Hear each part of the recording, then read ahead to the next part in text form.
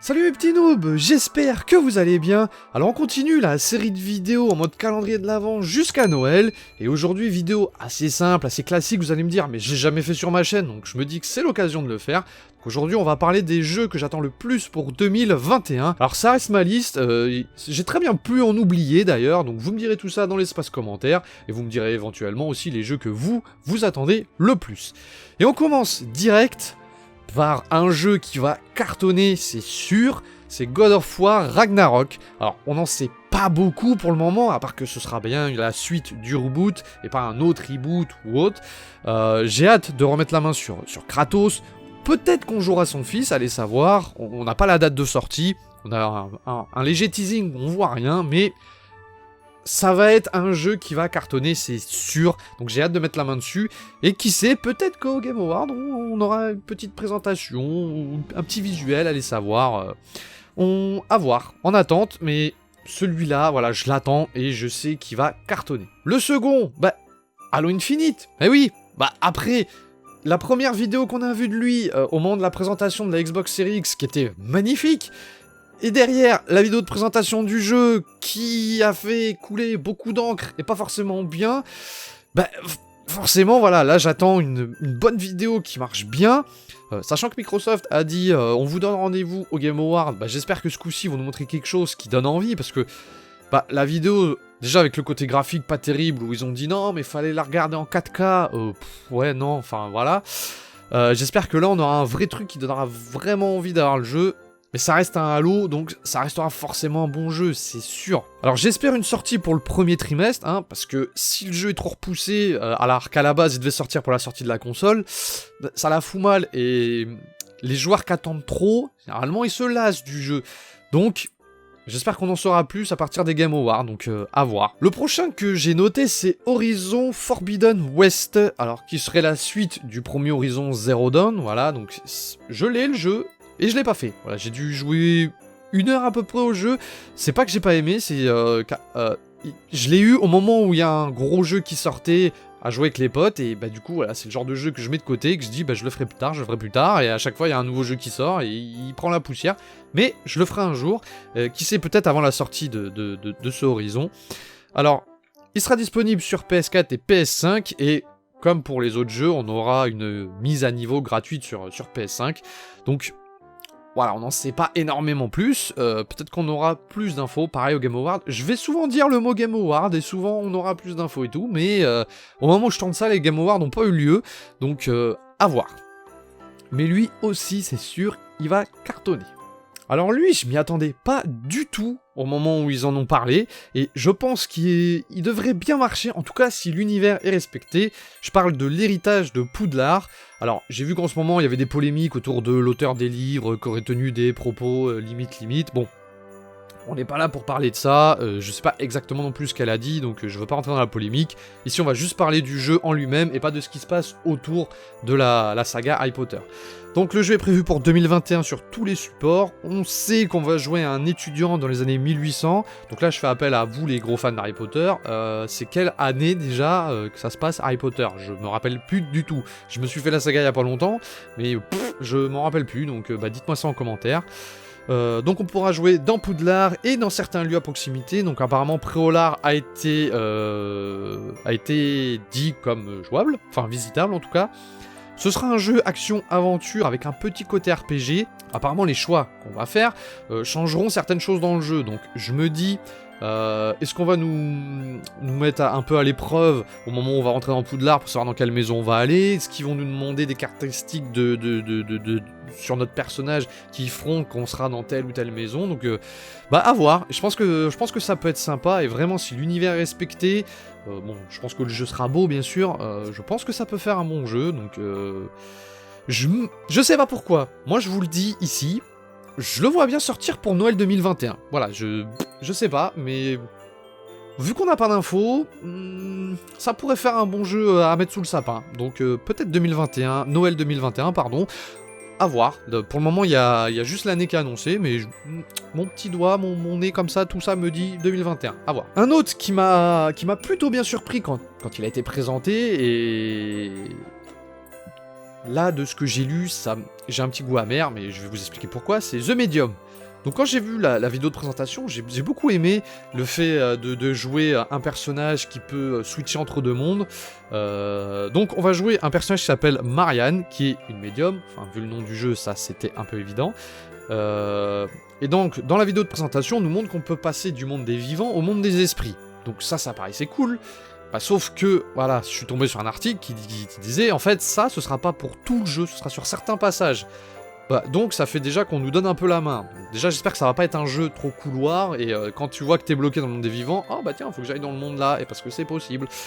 Donc à voir. Et il y a un autre truc qui me... Je sais pas trop comment faut le prendre. J'en tape le micro. Il y a un autre truc, je sais pas trop comment le prendre, c'est... J'ai lu que le jeu se terminera entre 8 à 10 heures, et qu'il serait vendu 40 €. Alors, quand tu vois que les exclus PS5, elles sont à 80, bon après, en cherchant bien, tu peux trouver moins cher, hein, certes, mais quand tu vois qu'elles sont vendues 80 €, et que tu te dis que c'est assez long quand même, quand tu joues à un jeu, quand t'achètes un jeu 80 €, tu t'attends à une certaine durée de vie. Là, à 40 €, en plus tu te dis que ça dure 8 à 10 heures, je sais pas, je trouve que ça envoie une petite image en mode, bon bah voilà, ton jeu, en une journée, tu l'as fini quasiment.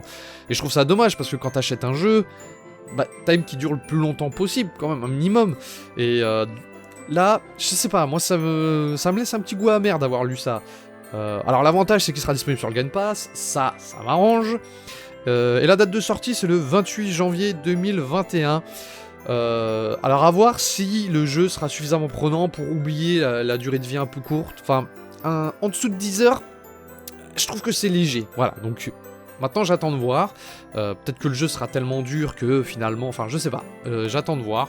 Mais la vidéo m'a bien chauffé. La vidéo de présentation m'a bien chauffé. Là, d'avoir lu ça, on verra. Bon, après, j'ai le Game Pass. Donc, au pire, voilà, ça me coûtera pas 1 € de plus pour y jouer. Mais j'ai peur d'être... Enfin... J'y vais, mais j'y vais un peu à reculons du coup, par rapport à ma première impression. Maintenant, à voir. Alors le prochain, pareil, je m'y attendais pas du tout, et j'étais comme un gosse quand j'ai vu le nom. Je me souviens là, quand j'ai regardé cette vidéo de présentation, donc on voit quelques images, et tu sais pas tout de suite quel jeu c'est, et petit à petit, tu commences à te dire, bah tiens, ça ressemble un peu à ça, est-ce que ce serait pas ça, nanana. Et quand ils te mettent Stalker 2... Et bah là je dis putain, mais depuis le temps que le 1 est sorti, si je dis pas de bêtises, le 1 c'était dans les années, c'était il y a presque une dizaine d'années, non? Ouais, je crois que le 1 c'était 2009-2010, hein, si je dis pas totalement de bêtises. Enfin bref, à vérifier. Tu nous sors le 2, et Stalker 1, moi j'avais kiffé ce côté aventure dans Tchernobyl, il fallait faire attention aux zones radioactives. De mémoire en plus, il fallait faire gaffe à ce que tu transportais dans ton sac, parce que si ton sac était trop lourd, tu te fatiguais trop vite, et s'il était vraiment trop lourd, tu pouvais plus courir, tu pouvais limite plus marcher. Ce petit côté-là, j'avais bien aimé. Là, maintenant qu'on est à la mode des open world, on va nous... Déjà que le 1 était annoncé comme immense, et de mémoire, il était quand même assez gros. Là, dans un open world, mais ça va être ouf. Bah, j'attends d'avoir plus d'infos. Et sachant que c'est Microsoft qui l'avait présenté, est-ce qu'ils vont nous le montrer encore au Game Award? Je sais pas, j'attends de voir, mais en tout cas... J'étais comme un gosse au moment où ils l'ont annoncé, et je pense que ça promet à surveiller celui-là. Donc pareil, j'attends une date, mais je pense qu'au Game Award, il va faire parler de lui. Un petit nez comme ça. Le suivant, lui, pareil, je suis bien content. Resident Evil Village. Alors le 7, j'ai mis du temps avant de l'acheter, mais c'est parce que je voulais absolument le faire en VR. Donc dès que j'ai eu le VR, c'est le premier jeu que j'ai acheté. Et là je me dis... Avec la DualSense, il y a moyen que ce soit vraiment le jeu que... Je sais pas comment expliquer, mais si vous voulez, quand j'ai fait le 7 en VR, je me suis dit, voilà, c'est ce genre de jeu qui justifie l'achat d'un casque VR. Parce que j'avais vraiment le sentiment que c'est moi qu'on allait planter quand tu mets ton casque et que t'es dans le jeu et que tu vois un mec arriver vers toi avec un couteau qui cherche à te planter, t'as une phase de recul parce que t'as vraiment l'impression que tu vas prendre le coup. Et là je me dis, avec la DualSense qui fait qu'on ressent encore plus les effets qu'il y a dans le jeu, les gâchettes avec la résistance adaptative, tout ça, là je pense vraiment que si ces technologies elles évoluent encore plus ça va, plus on va vraiment être dans le jeu. Puis à force en fait ce sera peut-être même plus des... Enfin... j'allais dire ce sera peut-être même plus des jeux, parce que à la base pour moi un jeu c'est fait pour t'amuser, mais si tu commences à ressentir la douleur que ressent ton personnage, je sais plus si on s'amuse vraiment, mais bon là on rentre sur un autre débat. Mais en tout cas, voilà, le 8e opus de la saga Resident Evil, il serait prévu pour avril 2021, et lui j'ai vraiment hâte de mettre la main dessus, avec la DualSense, avec le PSVR, quand j'aurai une PS5 surtout, mais... Lui, je pense que y a moyen de se faire de bons frissons. Alors j'en ai calé deux, mais je vais en parler vite fait, c'est Far Cry 6 et Rainbow Six Quarantine. Pourquoi vite fait? Parce que voilà, c'est pas les jeux sur lesquels je vais me jeter. Non pas que j'aime pas la saga Far Cry, mais je suis ce qui se passe. Je les achète à mon père, en fait c'est mon père qui me débriefe sur les jeux généralement. Mais moi je me suis arrêté aux deux. Parce que j'ai pas pris le temps de faire les autres, mais c'est pas parce que j'aime pas, mais voilà, j'ai pas pris le temps. Et Rainbow Six, bah, vu le succès qu'a eu Siege, je pense que Quarantine aussi va attirer pas mal. Mais voilà, c'est vraiment pas les jeux sur lesquels je vais me jeter, donc je vais pas en parler trop longtemps. Ils ont été repoussés à cause du Covid, et apparemment leur date de sortie serait compris entre avril et septembre 2021, donc ça reste encore un peu flou, mais... Ils sortiront en 2021 et je me devais d'en parler parce que c'est quand même des jeux qui vont pas mal marcher, même si c'est pas ceux sur lesquels je vais me jeter. Alors les prochains, on n'a aucune confirmation qui sortiront en 2021, mais je sais que ils vont faire parler d'eux en 2021, c'est quasiment sûr, et c'est des jeux qui m'intéressent. Le premier que j'ai noté, c'est Dying Light 2. Voilà, j'avais kiffé le premier opus, là, ce côté parcours avec les zombies, le côté dangereux si tu sortais la nuit, si tu trouvais pas un abri pour dormir. Pareil, tu pouvais faire la campagne, en fait tu faisais la campagne de ton côté, mais tu pouvais la mixer avec un de tes potes qui la faisait en même temps que toi. Enfin... Franchement, ce côté-là était cool, et j'espère qu'on aura de nouveau ce côté un peu coop dans le 2. Il n'y a pas énormément d'infos, voilà, j'ai lu que on pourrait contrôler de l'eau et la nourriture pour gérer une cité de survivants, enfin voilà, j'ai pas lu énormément de choses, mais je pense qu'il fera parler de lui, peut-être pas au Game Award, mais dans l'année 2021. Est-ce qu'il sortira? Je sais pas. Un autre, pareil, qui va faire... Enfin, j'espère qu'il va faire parler de lui, parce que depuis le temps qu'on l'attend, et je pense que je suis pas le seul dans cette situation, c'est Metroid Prime 4. Voilà, ça fait des années qu'on a vu ce petit teaser avec le 4, on savait que ce serait Metroid, et depuis, que dalle. Voilà, donc j'ai lu que ça recrutait autour de ce projet, mais on n'entend vraiment plus de nouvelles sur ce jeu. Alors, est-ce que Nintendo va pas nous sortir un remaster des 3 premiers ? Et après nous dire, bon, bah le 4, il sort dans 2 ans, 3 ans, enfin je sais pas. Enfin là, ce serait un peu se foutre de la gueule des gens, mais bon, c'est vrai que Nintendo, ils parlent pas beaucoup, donc c'est assez compliqué de savoir où ils en sont, mais... Je sais pas, je me dis, ils vont sûrement nous pondre un remaster des 3 premiers, après nous donner des infos du 4, ou nous donner des infos du 4 en disant, bon bah voilà, il sortira fin 2022, mais en attendant, on vous sort dans un mois ou deux un remaster du 3, voilà, patientez avec ça, vous avez 3 jeux à faire en attendant le 4, voilà, j'espère que vous serez contents. Donc... Je sais pas, on verra, mais j'espère qu'il fera parler de lui en 2021, depuis le temps qu'on attend des infos dessus, voilà quoi. Le projet va peut-être vous surprendre, ça se trouve il y en a qui en ont jamais entendu parler, c'est Skull and Bones, c'est le jeu de pirate de chez Ubisoft. Il avait fait un peu parler de lui, on avait vu des vidéos de présentation, et depuis, plus rien, voilà, on sait pas où il est.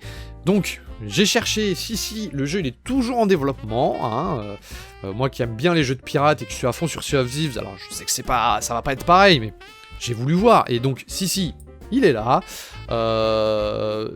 J'ai vu que, bon, c'était un peu bordélique, parce que le directeur de Ubisoft Singapour, il a été mis de côté après une audite qui s'est mal passée, enfin bon, bref, mais voilà, le jeu il est en développement, sur une nouvelle vision, comme ils aiment bien dire. Bon, c'est rassurant, le jeu il est là, sauf que voilà, on n'a pas plus d'infos que ça. J'espère qu'on en entendra parler assez vite, peut-être au moment de l'E3 2021, un événement du genre, qui sait. Je pense pas à une sortie en 2021, quoique, c'est pas impossible, parce que si on regarde, si Far Cry et Rainbow Six sortent entre avril et septembre, ça fait qu'il va y avoir un créneau pour Noël.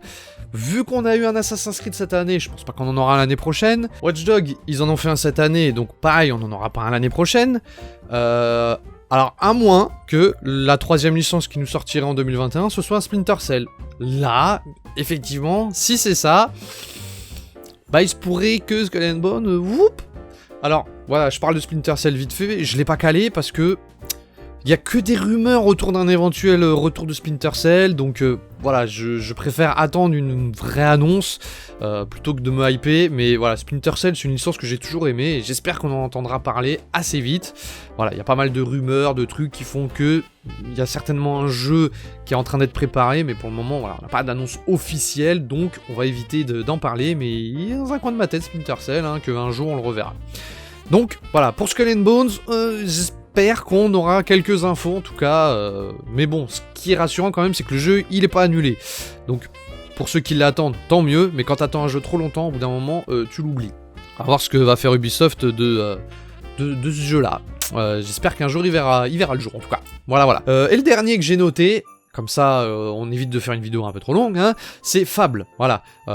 Ok, on voit pas grand-chose dans la vidéo, ok, tout le monde savait, enfin en tout cas, 95% des gens savaient qu'il y allait avoir une annonce sur Fable, donc effectivement, on a vu une vidéo, très classe d'ailleurs, magnifique.